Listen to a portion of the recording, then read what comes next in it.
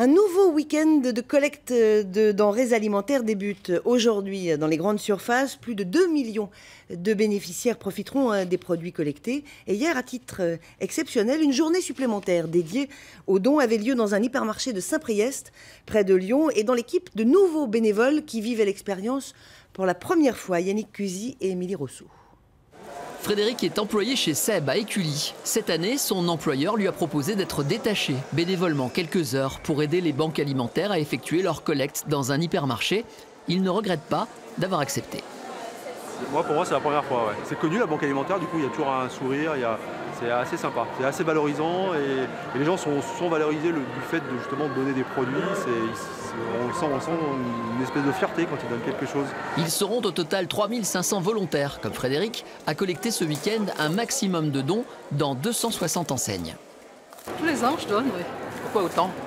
Parce que il y en a qui sont dans le besoin, donc il faut pas penser aussi un peu aux autres. Et vous avez choisi au hasard ce que vous donnez?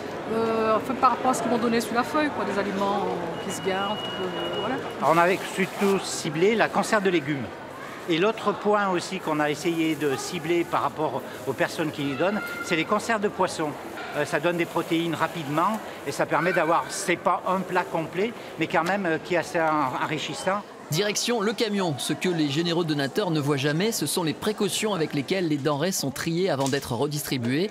Durant cette première journée, pas moins de 3,5 tonnes ont été récupérées dans cette seule grande surface. Un beau résultat pour venir en aide à des bénéficiaires de tous horizons. Dans la banque alimentaire, il y a 125 associations qui sont partenaires et on retrouve beaucoup des gens qui sont dans la difficulté suite au chômage, suite à la perte de l'emploi, mais aussi on a beaucoup de retraités. Les retraités, les baisses de revenus et les frais fixes qui continuent à augmenter, et à un moment donné, il faut faire des choix. Et puis aussi, on a des étudiants qui ont des difficultés pour se nourrir. Vous reconnaîtrez facilement les bénévoles à leur gilet orange et n'oubliez pas que les banques alimentaires ne collectent que des denrées, jamais d'argent.